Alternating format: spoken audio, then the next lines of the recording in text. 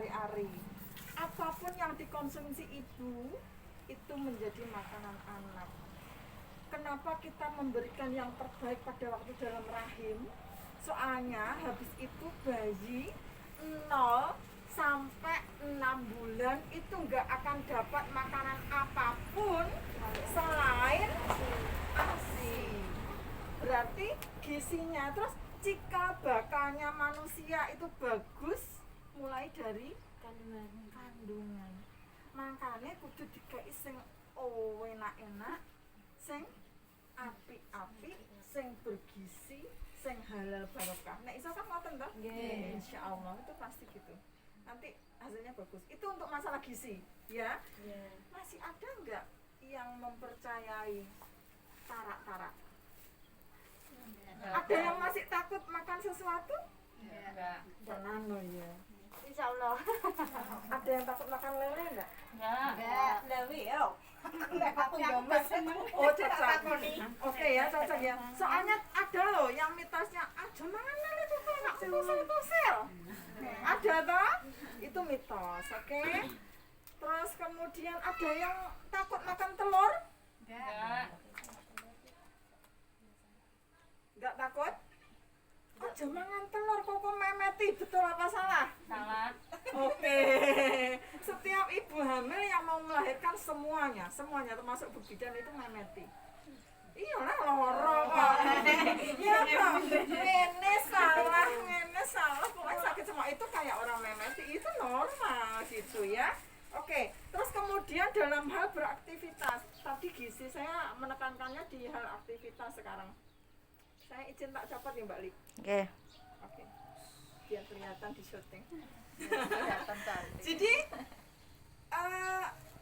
kita hamil sama biasa itu dibedakannya begini. Kalau misalnya saya lihatkan KPA-nya biar panjenengan bisa mengatasi ya. Kalau tadi masalah gizi di sini, ini semua selain gizi nanti juga akan ditambahkan tablet tambah darah. Saya kemarin memberikan voice di apa namanya di grupnya pemantauan hamil, di panjenengan grupnya ibu hamil itu, ibu-ibu pokoknya jenengan itu nanti hamil tua akan terjadi pengenceran darah. Bisa dibuktikan setelah 8 bulan diperiksa pasti darahnya encer. Mau bukti lagi? Hasilnya berapa Bunda?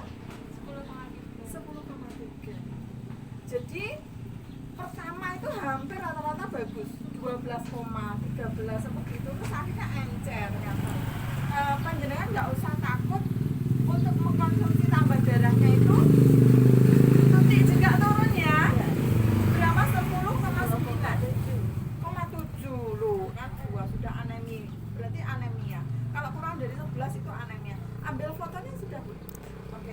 Terus kemudian sekarang ditingkatkan harus minum tambah darahnya 3 kali. Bu Tuti juga 3 kali. Oke, maksudnya malam. Optimalkan kembali ke gizinya ini tadi. Ya, insya Allah kalau gizinya ini meningkat, ikan, daging, telur, sayur hijau pasti akan seimbang tetap. HB-nya nggak seberapa turun drastis seperti itu. Terus kemudian tadi yang tentang pola aktivitas. Kalau tanda bahaya saya sudah menjelaskan setiap kali panjenengan periksa ya Bunda ya. Aktivitas sekarang, aktivitas ibu hamil. Ini yang siapa tahu panjenengan masih ada melakukan. Nah di depan ternyata. Oke. Butoh itu termasuk kawasan yang susah air. Pasti. Terus kemudian siapa tahu yang merasa badannya kuat ambil air. Cara mengambilnya atau panjenengan cara mencuci, terus kemudian mengambil barang. Biasanya mbok menawi mboten sengaja onyo langsung ting. Kira-kira betul apa salah? Salah ya. Kenapa bisa salah? Soalnya ibu hamil itu sering mengalami pegel di pinggang kan? Secara nggak langsung normal ibu hamil itu akan pelan-pelan menyesuaikan perutnya yang besar itu ngedet seperti ini. Ngedet itu sikap lordosis atau dengkek. Nek panjenengan langsung ambil barang kondisinya ini loh padahal ya.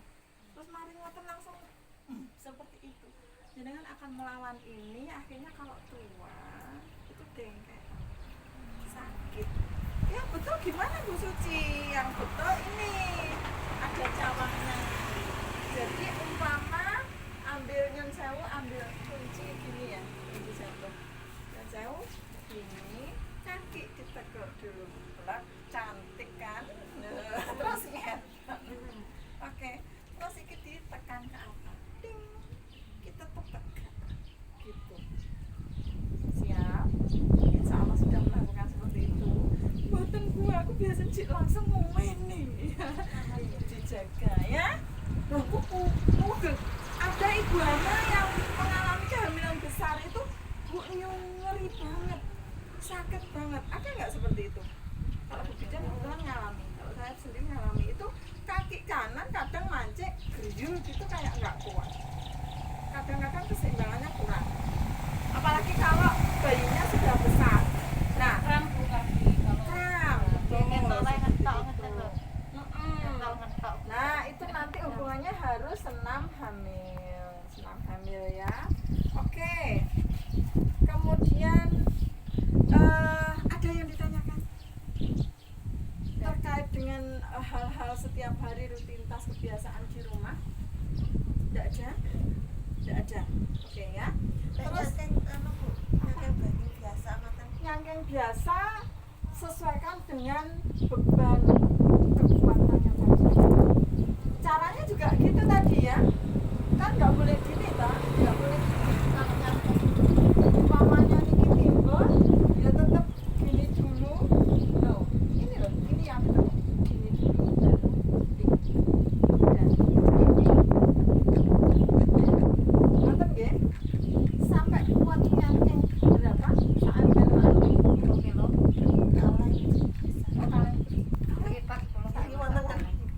Sak niku lho Bu, hitam niku lho Bu.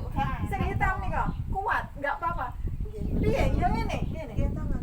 Dingkuk ngeten sik. Dingkuk ngeten sik. Mboten si kanan kiri kene. boten. Oh, dijaga hati-hati. Beneran dikabari oleh Ibu ya. Oke, sekarang udah tahu. Ya? Gitu ya. Bismillah, dengan panjenengan rosone aktivitasnya bergasnya ndak karuan, insya Allah mudah-mudahan yang membantu nanti proses persalinan cepat. Kenapa bisa cepat lagi? Nyon sewu, satu hal itu seperti ini, kayak tindakan panjenengan jongkok gini, kayak ngambil barang itu, berdiri, jongkok, berdiri.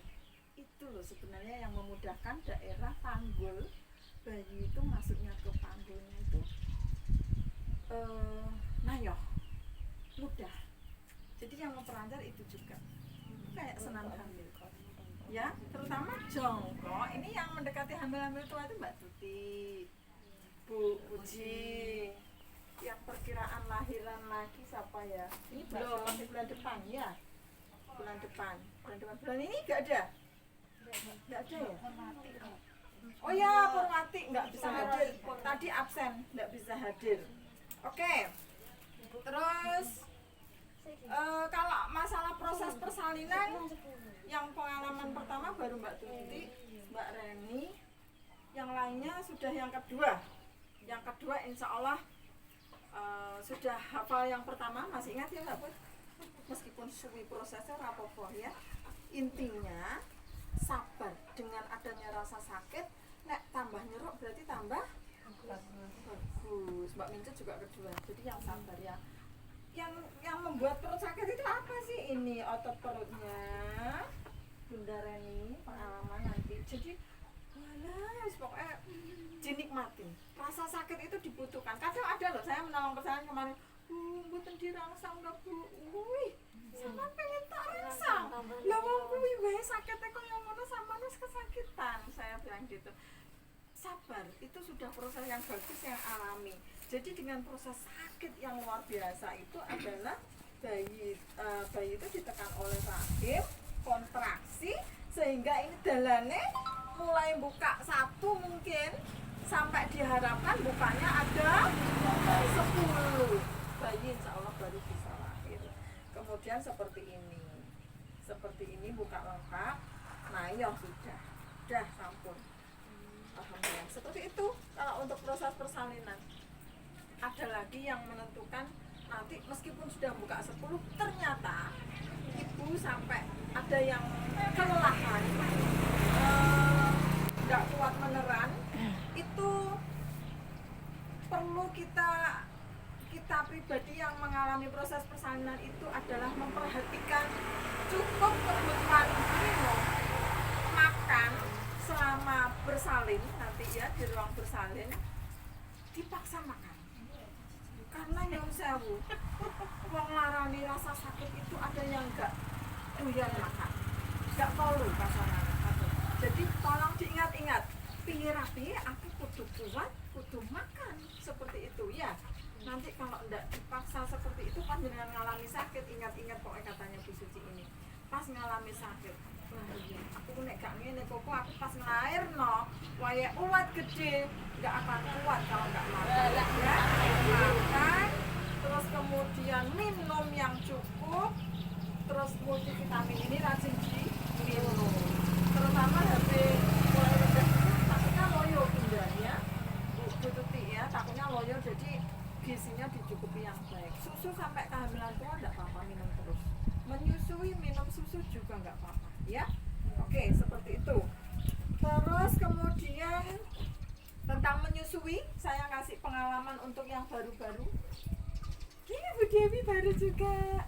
Oke, setiap kali periksa biasanya saya ngajari perawatan payudara.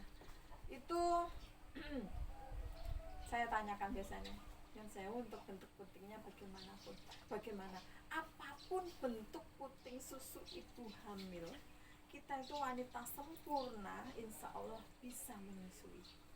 Mbuh ndelep, mbuh mboten. Mbah gak eneng bisa. Karena bayi itu yang perlu dicokot dari ibunya itu hitam-hitamnya areola. Saya nggak bawa pantum. Jadi areola itu hitam-hitamnya ini. Mboten pentele tok sing dawa niku, tapi hitam-hitamnya areolanya. Nggih, tepi pinggirnya seperti itu. Terus kemudian cara sapa ngerti nek babarane sama Bu Suci tak jelaskan lah ya. Tapi nek pas mboten kali Bu Suci jenengan ingat-ingat di ruang bersalin. Pada saat pengen coba mengeluarkan ASI, umpama hitam-hitamnya ini ada, terus putingnya mana ya yang ada gambarnya payudara ya. Bentar. Si Jim ini menyusui. Oke, ini aja deh. Hitam-hitamnya ini umpamanya diameter kan bulat gini, ini puting. Cara yang ditekan ke belakang adalah hitam-hitamnya itu, areolanya. Ireng-irengnya dipencet ke belakang, terus baru ditekan ke depan. Gak bawa pantung. Nanti saya tak bawa ke sini, jadi jangan pas periksa saya kasih gambaran. Gitu ya, nggih? Oke. Jadi umpamanya ini kira-kira diplotot ke belakang, tekan ke depan. Boten kok puting susunya sing dipencet kanan kirinya itu membuntui dalane ASI muncrat. Gitu loh. Jadi nek nekan itu kadang ada medal. Oh, kurang tepat carane melotot. Jadi agak di atas sama di bawahnya areola, tarik ke belakang, tekan ke depan. Seperti itu. Oke, nanti saya praktekkan pada waktu periksa satu persatu. Terus lagi, biasanya meskipun bayi ini pinter nyusu, tapi terjadi puting lecet. Sering ini. Jenengan pernah puting susu yang lecet? Pernah. Mbak Dari? Enggak, kalau enggak berarti udah oke. Mbak Suci? Boten. Oke. Pernah. Lecet, oke. Kenapa bisa melecet sih? Kenapa? Jadi perlu diperhatikan banget Kalau menyusui itu posisi. Mau tidur, mau duduk, posisi diperhatikan. Tidak harus pakai bantal kok. Umpama ada adik bayi itu, adik bayinya dipegang langsung. Ini kepala, Mbak boneka, kepala, terus kemudian ini bokongnya langsung disangga seperti ini. Jadi mboten kok pakai bantal sing dimu bantale bayi ini buku pelumaning bantal susune tinggal nenek kurang tepat. Jadi duduk pun ini disangga begini. Terus kemudian bayi itu menghadap ke ibu. Kepala, telinga, bahu, yang saya gambarnya tak tunjukkan. Bahu, mata menghadap ke payudara sempurna miring seperti ini. Miring, perutnya nempel, perut sama perut. Anak-anak pertamanya Mbak Reni, Mbak Dewi, Mbak Tutik, terutama yang pertama. Yang kedua kalau lupa sampai terjadi puting lecet berarti intinya perlekatannya yang kurang oke. Terus puting ditempel di mulutnya itu untuk merangsang. Kemudian kalau mulut bayi sudah A, dimasukkan dari yang atas dulu. Ininya, putingnya panjenengan itu dimasukkan dari bibirnya bayi, yang bawah pada waktu buka mulut. Jadi masuk sempurna. Tanda bayi minumnya itu pas, suaranya pasti itu kelihatan. Seperti itu. Kalau dia ngecet habis itu kurang tepat. Sing ngudang bener baik. Ya Allah pintar. Ngecete pinter suaranya sak. Baik ngudang tapi sampean kesakitan. Kurang tepat. Copot, ulangi lagi. Caranya menyopot gimana ya Bu ya? Nek mbok batek langsung lara putinge sampean. Bibir bayi ditekan. Nanti dia akan melepaskan sendiri. Ojo mbok buat ngene molor sakit. Yo iki bayangno sing anak pertama iki sampe. Terus nek kualan bayine kualan kebancaran masine terus ngoten, Bu. Enggak apa-apa loh. Itu bagus loh. Cepet. Kan enggak sampai gimana-gimana. Terus sempurna itu tandanya bayi nyaman. Gitu ya. Itu yang bagus. Selama bayinya fine, nggak gimana-gimana, bayi itu tandanya minum oke, tenang, ngisapnya itu pelan-pelan tapi mantep, itu tadi. Terus kemudian puas, kalau sudah selesai dia akan melepas sendiri, sudah langsung tidur ngelepus bayi ini sampai suwi kadang. Gitu. Ada yang ditanyakan? Gak bisa bayangin aku maksudnya soalnya putra pertama. Oke, gitu ya.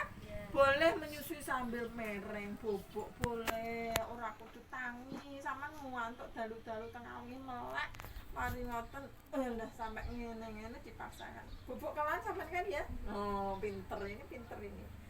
Bener mungil tapi pinter terus deh. Oke. Lah nggih tengko nata ceblok. Oh, enak mobil bubuk, ibu-ibu muda nanti ini ya. Oke. Terus oh ya ibuku, waalaikumsalam. Oke, selanjutnya kita bahas di bukunya masing-masing. Kan saya pernah bertanya, langsung nyambung aja Bunda. Bertanya itu di kolom P4K-nya, KB-nya nanti setelah melahirkan apa, seperti itu. Okay? Itu juga perlu dirembuk sampai sekarang. Nanti seandainya udah melahirkan, jenengan sudah bisa memilih kontrasepsi yang mau dipakai apa, seperti itu. Okay? Jadi ada 1, 2, 3, 4, 5, 6 jenis kontrasepsi. Ada untuk ibu, ada untuk bapak. Tapi rata-rata ibu yang ber-KB. Mbak Dewi Lagus. Sebenarnya kalau bisa enak lu ya panjenengan melahirkan itu langsung dipasang KB plek, ari lahir dipasang KB plek, KB apa gusin niku, KB IUD. Sakit gak, Bu? Ini bentuknya insya Allah mboten kraos Bunda. Kok kadang ada yang keluar Bu? Itu Nggak apa-apa. oh, itu perlu dipotong setelah selesai kontrol Benangnya masa Bu ya dites. keluar. Kan benangnya memang dibiarkan panjang dulu untuk ngecek Iya. seperti itu. Kenapa harus IUD? Sakjane bagus sih IUD. Nyun sewu, pertama itu bukan hormonal. Jadi insya Allah panjenengan akan mendapatkan kesehatan optimal nantinya jangka panjang. Hormon, tubuh kita sudah banyak hormon. Nanti kalau pakai KB hormon, suntik, pil, susu, itu hormon semua. Efeknya nyun sewu. Flek, dia ngalami setting biasanya. Gila lumayan. Flek. Kedua, badan tidak bisa dikendalikan. Nek pawaan langsing terus. Nek Mbak Suci bang lahiran dikenalnya lemu tau lagi hamilnya kurus lagi kan. Nah KB itu yang apa namanya suntik hormonal itu bisa membuat badan gemuk, tidak menstruasi. Terus kemudian maaf akan ada terjadi penyakit penyerta, contoh darah tinggi, kencing manis, seperti itu mudah sekali. Oke. Terus kemudian kalau toh KB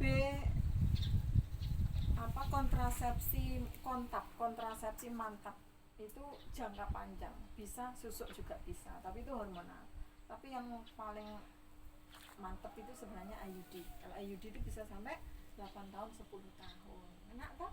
Putranya sampai wageng, panjenengan nyaman, nggak mikir KB, nggak perlu sontak-sontik bolak-balik. Dah, uang suntiknya buat sang anaknya. Gitu. Halo Bu Suci, yang sontek sakmono bayar sama apa tergantung, kalau itu kembali ke masing-masing ya. Gitu.